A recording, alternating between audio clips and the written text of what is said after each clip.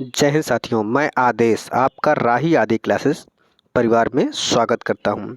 हम सभी ईवीएस का प्रैक्टिस सेट लेकर आते हैं आप सभी के लिए। तो सूचना ये है कि कल 14 तारीख है और कल से हिंदी का फिर से नया बैच शुरू हो रहा है, जो कि UP police, Bihar constable, UP triple SC, लेखपाल या बिहार शिक्षक भर्ती आई हुई है, वहाँ पर यूपीएसआई सभी जगह जहाँ पर सामान्य हिंदी पूछी जाती है, आप सभी के लिए क्लासेस उपयोगी होंगी। आप भी विश्वास करें, जो भी पढ़ाया जाएगा आप पढ़िए, एक बार अवश्य देखिए। कहीं और से भी पढ़ते हैं तो अच्छी बात है, आप वहाँ से भी पढ़िए, बट यहाँ से भी हर क्लासेस को एक बार पूरा देखिए। और पढ़ने के बाद जब चैप्टर समाप्त हो जाए तो आप प्रैक्टिस सेट हल कीजिए कोई भी। यकीन मानिए क्लासेस आपको अच्छी ही मिलेंगी। क्लास को देर ना करते हुए हम चलते हैं अपने पहले क्वेश्चन की तरफ। बस आपका साथ चाहिए। लेकिन तो पहला क्वेश्चन हमारा क्या है कि हरप्रीत अपने शिक्षार्थियों को यह सुझाव देना चाहती है कि पर्यावरण संरक्षण के लिए किस प्रकार एक व्यक्ति सबसे अच्छे संभावित तरीके से अपना योगदान दे सकता है। उनका सबसे बेहतर सुझाव हो सकता है। ऑप्शन ए, कार, स्कूटर आदि जैसे व्यक्तिगत वाहन न रखें। ऑप्शन बी क्या कह रहा है कि घर से बाहर आकर अक्सर आने जाने से बचना। सी ऑप्शन क्या कह रहा है कि अपने व्यक्तिगत वाहन के इंजन की नियमित जांच करना। डी ऑप्शन क्या कह रहा है कि आने जाने के लिए सार्वजनिक साधनों का प्रयोग करना। तो यहाँ पर सबसे बेहतर सुझाव क्या है कि आने जाने के लिए सार्वजनिक साधनों का प्रयोग करनी, यानी हमारे ऑप्शन डी सही होगा। क्यों?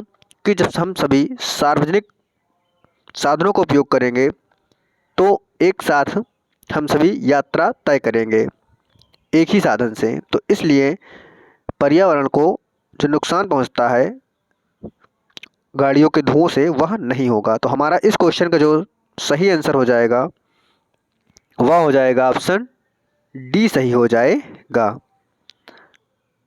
अगला क्वेश्चन क्या कह रहा है कि रश्मि को यह सिखाया जाता है कि वह प्रश्न पत्र बनाते समय निम्न चरणों का अनुपालन करे, यानी क्रम में सही नहीं है। जो दिया गया है यह क्रम सही नहीं है, क्रम को हमें सही तरीके से लगाना है।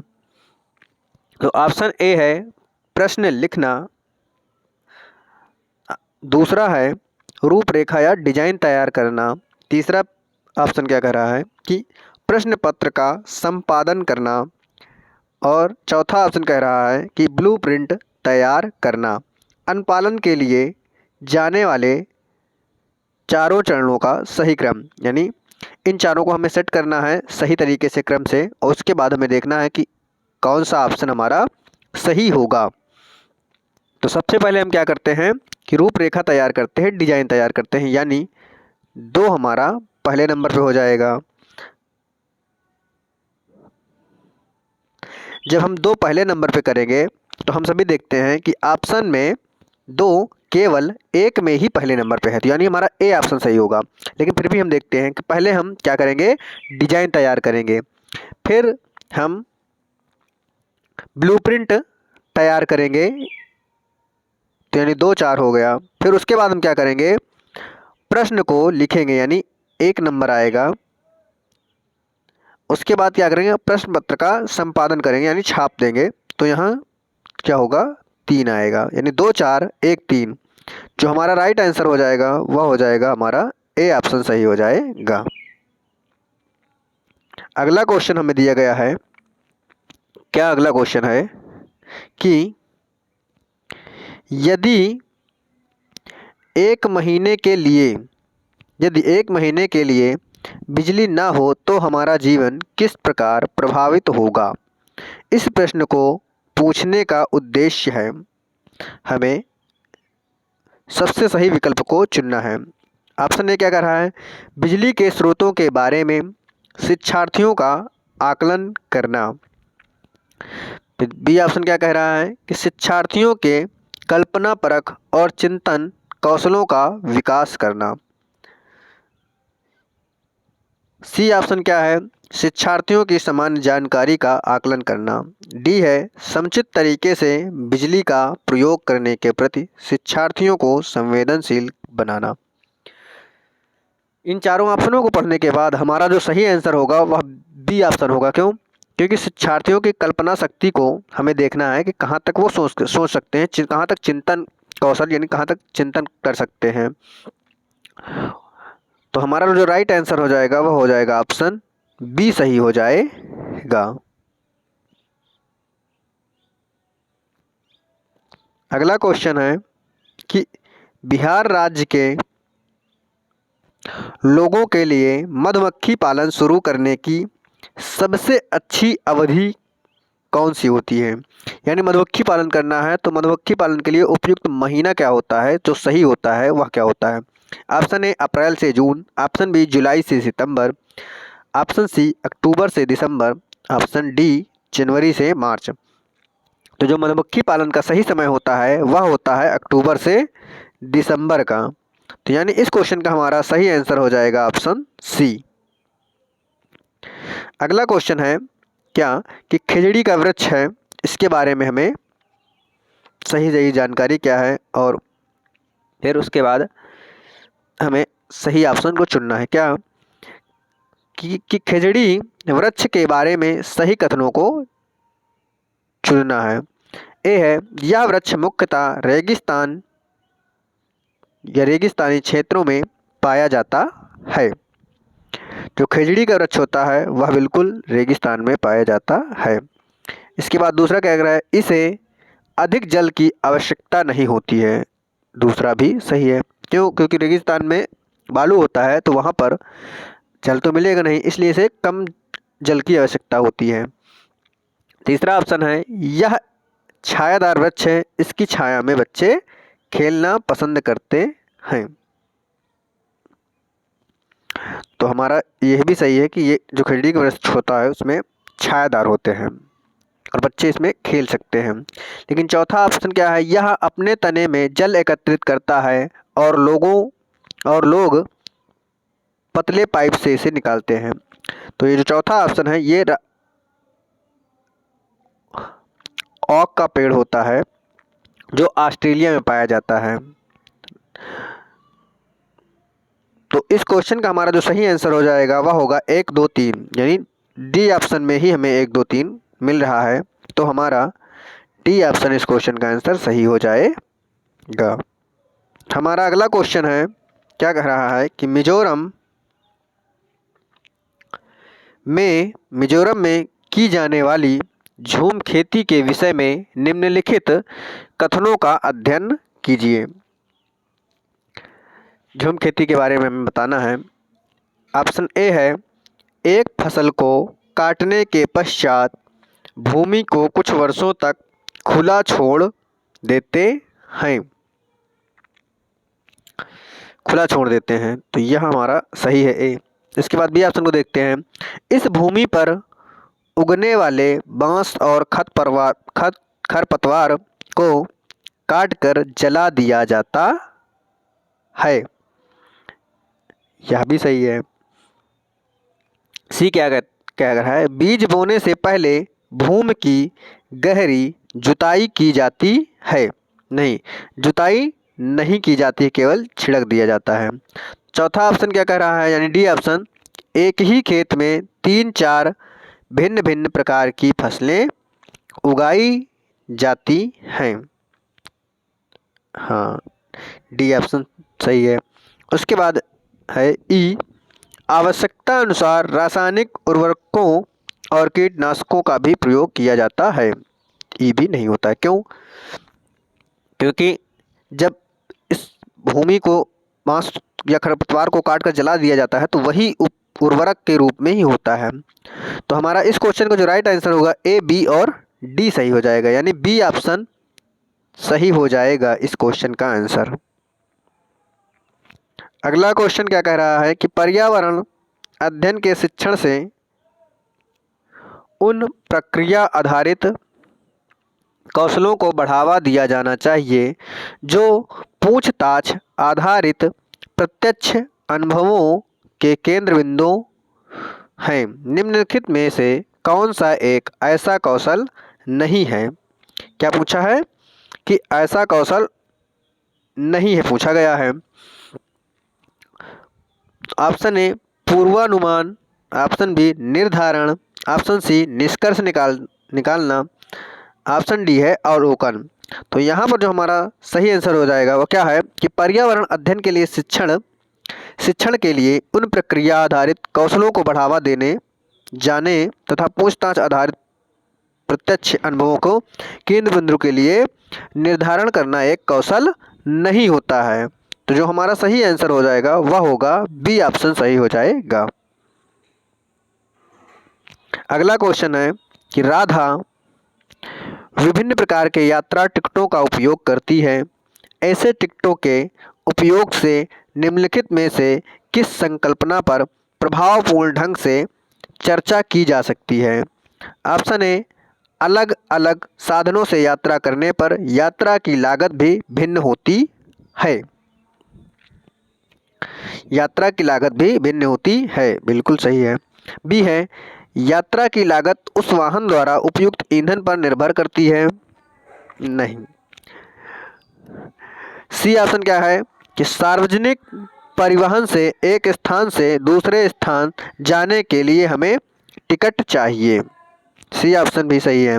डी है आरक्षण प्रक्रिया की समझ। तो हमारा जो यहाँ पर उपयुक्त आंसर होगा सही वह क्या होगा कि ए और सी ऑप्शन सही हो जाएगा, यानी सी ऑप्शन में ही ए और सी दिया गया है।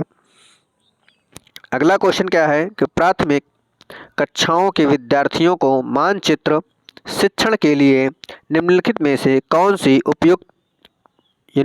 युक्त सर्वाधिक उपयुक्त प्रतीत होती है? ऑप्शन ए अध्यापक द्वारा सामपट पर चित्र बनाना तथा शिक्षार्थियों के विभिन्न स्थानों की स्थिति बताने को कहना। ये भी ऑप्शन सही नहीं है। बी क्या कह रहा है कि शिक्षार्थियों को निर्देश देना कि वे घर से भारत का मानचित्र बना के लेकर आए। निर्देश तो देना ही नहीं है, ऑर्डर नहीं देना है कि घर से बना के लेकर आओ। सी ऑप्शन क्या है शिक्षार्थियों को एटलस दिखाना और विभिन्न स्थानों की स्थिति को बताने को कहना।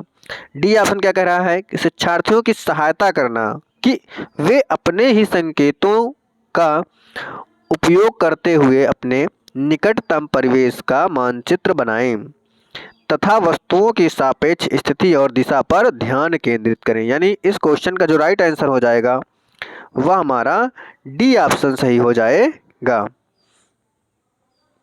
अगला क्वेश्चन क्या कह रहा है कि कक्षा 5 की अध्यापिका महिका चाहती है कि उसके विद्यार्थी आसपास के पौधों का अवलोकन करें। सार्थक अधिगम यानी सीखने के लिए उसे बच्चों को क्या करने के लिए प्रोत्साहित करना चाहिए? ऑप्शन ए समझाना कि पौधे भी सजीव होते हैं। ऑप्शन बी समझना कि पौधे हमारे लिए उपयोगी हैं। ऑप्शन सी अधिकतम पौधों के नाम लिखना।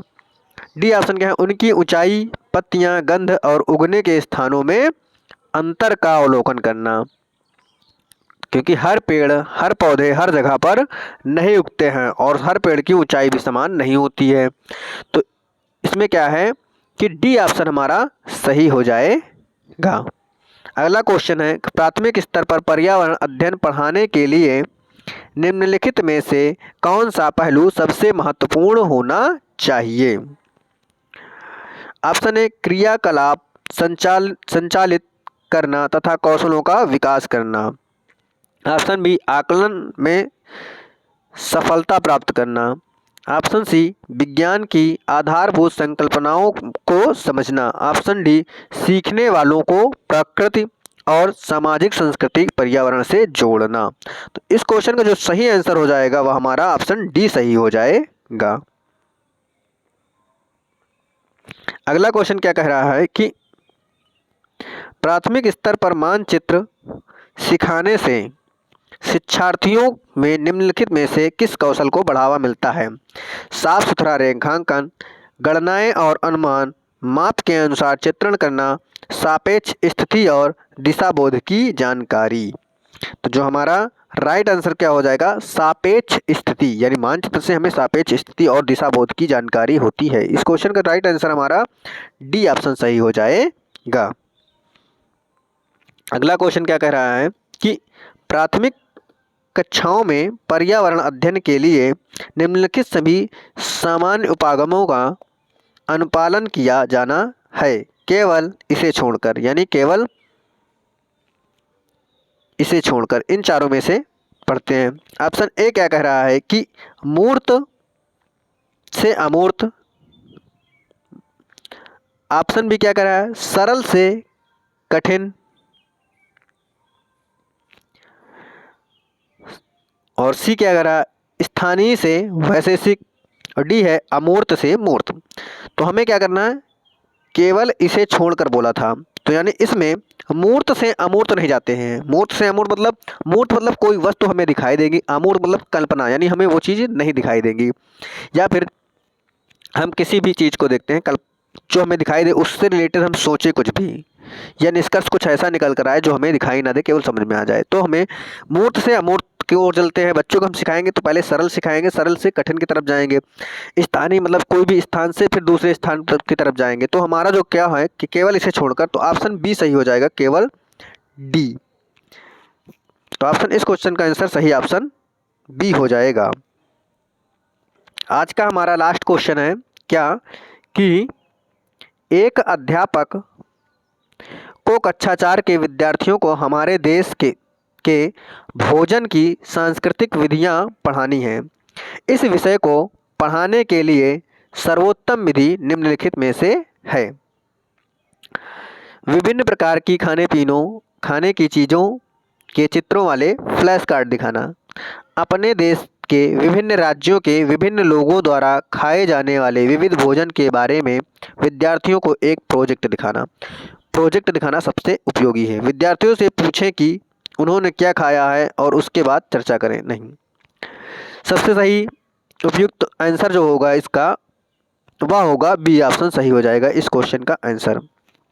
उम्मीद है आप सभी को क्लासेस पसंद आ रही होंगी। बस आपका सहयोग चाहिए, आपका साथ चाहिए।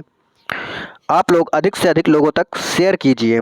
कल की क्लास होगी वर्णमाला की, नए तरीके से शुरुआत है।